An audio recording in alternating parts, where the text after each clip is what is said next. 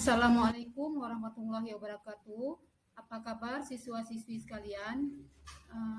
Alhamdulillah kita bisa berjumpa kembali pada pertemuan ini. Di pertemuan ini kita akan membahas tentang penyelenggaraan pelaksanaan jenazah. Nah, sebelum kita belajar, kita sama-sama membaca doa. Bismillahirrahmanirrahim.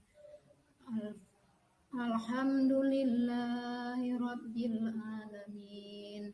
Ar-Rahmanir-Rahim. Maliki yaumiddin. Iyyaka na'budu wa iyyaka nasta'in. Ihdinas siratal mustaqim. Siratal ladzina an'amta 'alaihim ghairil maghdubi 'alaihim waladdallin. Baik, materi kita pada hari ini yaitu penyelenggaraan salat jenazah. Nah, sebelum kita melanjutkan pelajaran kita hari ini, Ibu akan membaca tujuan pembelajaran kita pada hari ini. 1. Melalui materi peserta didik dapat mengidentifikasi dalil-dalil tentang memandikan jenazah menurut hukum Islam dengan tepat dan benar. Yang kedua, melalui materi peserta didik dapat memperinci tata cara memandikan jenazah sesuai ajaran Islam dengan tepat dan benar. Yang ketiga, melalui materi peserta didik dapat menemukan sunnah dalam memandikan jenazah menurut hukum Islam dan tepat dan benar. Yang keempat, melalui materi peserta didik dapat mengurutkan tata cara memandikan jenazah sesuai ketentuan ajaran Islam dengan tepat dan benar. Yang kelima, melalui materi peserta didik dapat membedakan tentang memandikan jenazah laki-laki dan jenazah perempuan sesuai ajaran Islam dengan tepat dan benar. Pembahasan kita pada hari ini, sebagaimana kita tahu, kematian merupakan ketentuan Allah Subhanahu wa Ta'ala. Tidak ada seorang pun yang dapat menghindarinya. Cepat atau lambat pasti akan datang. Semua makhluk hidup akan merasakan mati. Tidak ada seorang pun, baik kaya, miskin, berpangkat atau orang biasa, tua, muda maupun yang siap atau tidak siap, semuanya akan menjemput kematian. Nah, sebagaimana firman Allah dalam surat Ali Imran ayat 185 yang artinya setiap yang bernyawa akan merasakan mati dan hanya pada hari kiamat sajalah diberikan dengan sempurna balasanmu. Barang siapa dijauhkan dari neraka dan dimasukkan ke dalam surga, sungguh dia memperoleh kemenangan. Kehidupan ini hanyalah kesenangan yang memperdaya. Jadi ibaratnya kita di dunia ini hanya tempat singgahan, ibarat orang yang merantau, suatu saat akan pulang ke asalnya. Nah, ada beberapa langkah atau tindakan yang harus dilaksanakan saat kematian itu sudah terjadi, yaitu sebagai berikut: segera memejamkan matanya. Yang kedua, melenturkan persendiannya jenazah. Yang ketiga, menangkal pakaian dan perhiasannya. Yang keempat, membetulkan letak anggota tubuhnya. Yang kelima, menyelenggarakan pengurusan jenazah. Dan yang keenam, membayarkan utang-utang yang mungkin semasa dunia dia ada utang dengan tetangga ataupun kerabatnya. Selanjutnya, mengurus jenazah meliputi 4 kegiatan. Yang pertama, memandikan, mengkafani, menyalatkan, dan menguburkan. Nah, memandikan, cara jenazah dimandikan adalah yang pertama, beragama Islam. Yang kedua,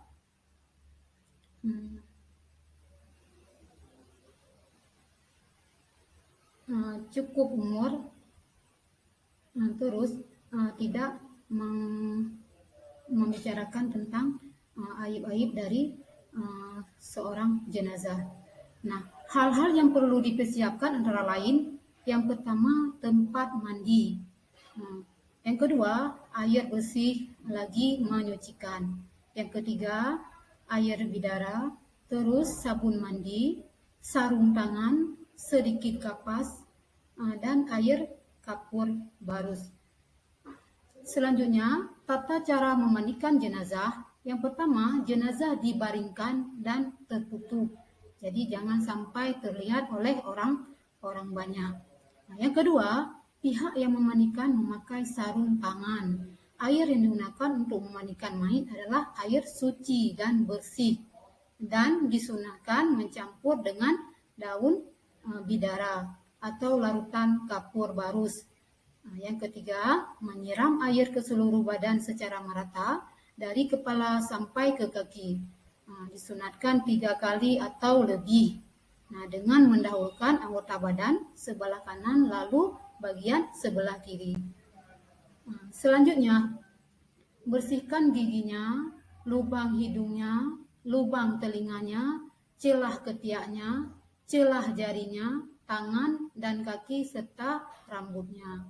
Terus membersihkan kotoran dan najis yang melekat pada anggota badan jenazah, khususnya di bagian perut dengan cara menekan bagian bawah perut dan bersamaan dengan itu angkatlah sedikit bagian kepala dan badan sehingga kotoran yang ada di dalamnya dapat keluar. Selanjutnya, mewudukkan jenazah sebagaimana wuduk akan salat setelah semuanya bersih. Terakhir, disirami dengan larutan kapur barus dan harum-haruman. Selanjutnya, mengafani. Mengafani jenazah adalah membungkus jenazah dengan sesuatu yang dapat menutupi tubuhnya walau hanya sehelai kain dari ujung rambut sampai ujung kaki. Hal-hal yang disunatkan dalam mengafani jenazah. Yang pertama, kain kafan yang digunakan hendaknya kain kafan yang bagus, bersih, dan menutupi seluruh tubuh jenazah. Yang kedua, kain kafan hendaknya berwarna putih. Terus jumlah kain kafan untuk jenazah laki-laki hendaknya 3 lapis, sedangkan bagi jenazah perempuan 5 lapis. Kemudian,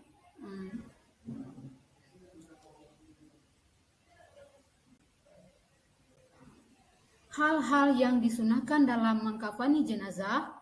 Kain kafan yang digunakan hendaknya kain kafan yang bagus, bersih, dan menutupi seluruh tubuh jenazah.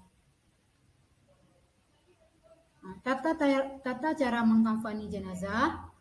Jenazah laki-laki bentangkan kain kafan sehelai demi helai, yang paling bawah lebih besar dan luas serta setiap lapisan diberi kapur barus. Terus angkatlah jenazah dalam keadaan tertutup dengan kain dan letakkan di atas kain kafan memanjang lalu ditaburi wangi-wangian. Tutuplah lubang-lubang hidung, telinga, mulut, kubul, dan dubur yang mungkin masih mengeluarkan kotoran dengan kapas. Selimutkan kain kafan sebelah kanan yang paling atas, kemudian ujung lembar sebelah kiri. Selanjutnya, lakukan seperti tersebut selembar demi selembar dengan cara yang lembut. Ingatlah dengan tali yang sudah disiapkan sebelumnya di bawah kain kafan 3 atau 5 ikatan.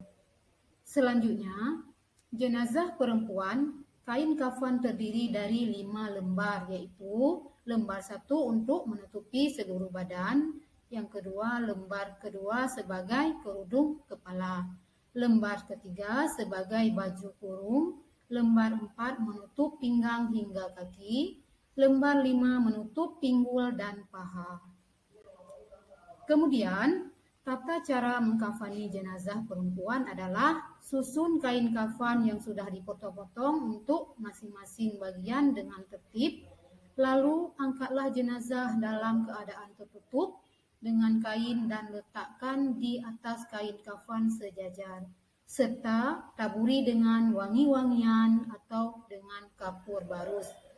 Tutuplah semua lubang pada jenazah dengan kapas, Tutuplah kain pembungkus pada kedua pahanya, pakaikan sarung juga baju kurungnya, rapikan rambutnya, lalu julurkan ke belakang, pakaikan kerudung, membungkus dengan lembar kain terakhir dengan cara menemukan kedua ujung kain kiri dan kanan lalu digulungkan ke dalam. Ikat dengan tali pengikat yang telah disediakan. Selanjutnya menyalatkan jenazah. Nah, pihak yang utama untuk melaksanakan salat jenazah adalah yang pertama orang yang diwasiatkan oleh si jenazah dengan syarat tidak fasik atau tidak ahli bid'ah. Nah, yang kedua, ulama atau pemimpin terkemuka di tempat jenazah. Nah, terus orang tua si jenazah dan seterusnya ke atas. Anak si jenazah, seterusnya ke bawah, keluarga terdekat, kaum muslim seluruhnya. Kemudian, syarat salat jenazah, suci dari hadas besar dan kecil, suci badan dan tempat dari najis, menutupi aurat dan menghadap kiblat. Jika jenazahnya laki-laki, posisi imam berdiri sejajar dengan kepalanya. Sebaliknya, jika jenazah perempuan, posisi berdirinya sejajar dengan perutnya. Jenazah diletakkan di arah kiblat orang yang menyalatkan. Kemudian, sunat dalam salat jenazah, mengangkat tangan setiap kali takbir, merendahkan suara bacaan, jadi bacaannya harus pelan ya, membaca ta'awuz, disunatkan banyak jamaahnya minimal 3 saf, bahkan jika jamaahnya sedikit tetap dibuat 3 saf. Kemudian rukun salat jenazah, yang pertama berniat, terus berdiri bagi yang mampu, melakukan 4 kali takbir. Takbir pertama membaca Quran surat Al-Fatihah, takbir kedua membaca salawat Nabi SAW, takbir ketiga membaca doa untuk jenazah, salam setelah takbir keempat. Nah, tata cara salat jenazah itu berniat ya, di dalam hati. Salat jenazah boleh juga dilafalkan bagi yang terbiasa melakukannya. Nah, ini bunyinya jika mayatnya laki-laki hazal, jika perempuan hazihi. Nah, ini kita sesuaikan saja ya. Usalli ala hazal maiti arba'a takbirati lillahi ta'ala. Nah, takbiratul ihram atau takbir pertama, setelah itu membaca Quran surat Al-Fatihah, melakukan takbir yang kedua, lanjutkan membaca salawat atas Nabi SAW. Usahakan membaca salawat yang lengkap ya, seperti bacaan salat pada tahiyat akhir. Kemudian takbir yang ketiga itu berdoa kepada jenazah. Allahumma firlahu untuk laki-laki, kalau yang ha untuk perempuan. Allahumma firlahu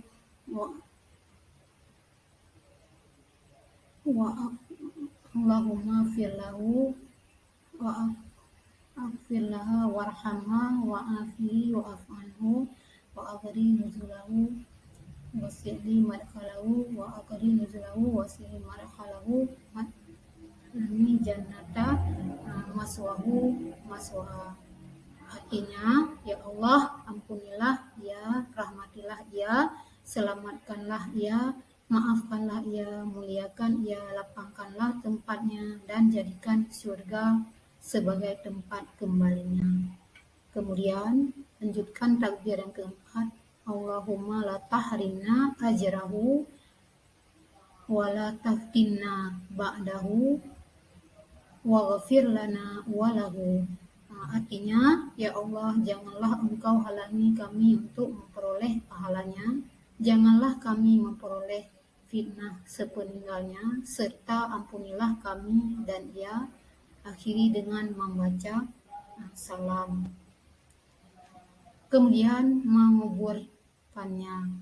Sunnah menguburkan yang pertama menyegerakan membawa jenazah ke pemakaman tanpa harus tergesa-gesa.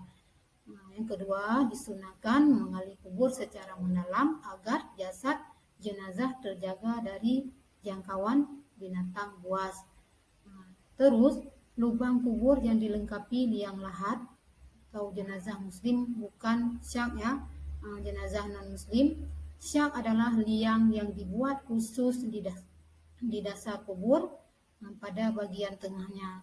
Disunahkan memasukkan jenazah ke liang lahat dari arah kaki kuburan, lalu diturunkan ke dalam liang kubur secara perlahan.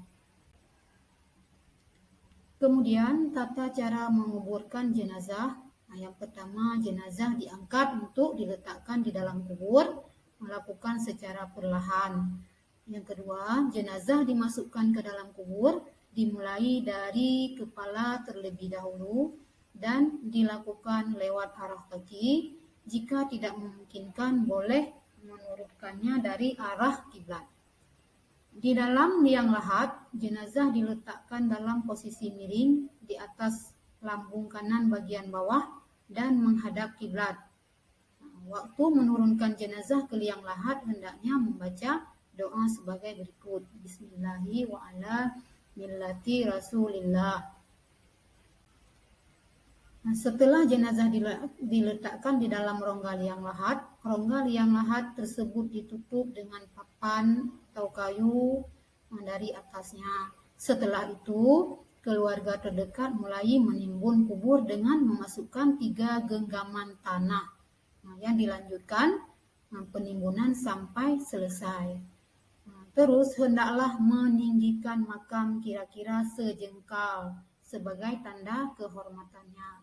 Kemudian ditaburi dengan bunga sebagai tanda makam dan diperciki air yang harum dan wangi.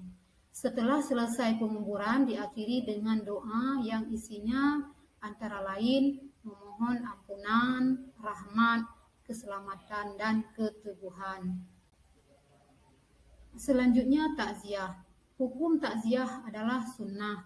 Adapun tujuan takziah adalah yang pertama, memberikan bantuan moral dan material untuk mengurangi kesulitan dan kesedihan bagi ahli keluarga yang ditinggalkan.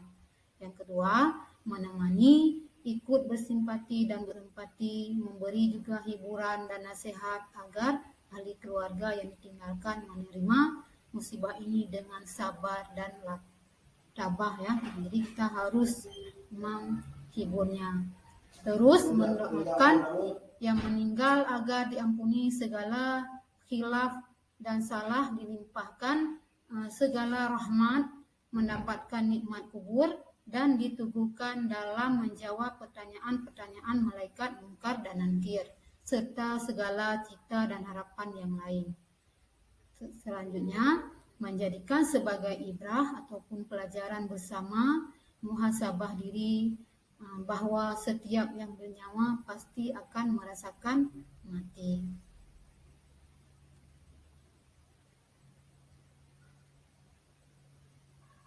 Demikian video pembelajaran ini saya buat, semoga bermanfaat dan dapat dipraktekkan dalam masyarakat.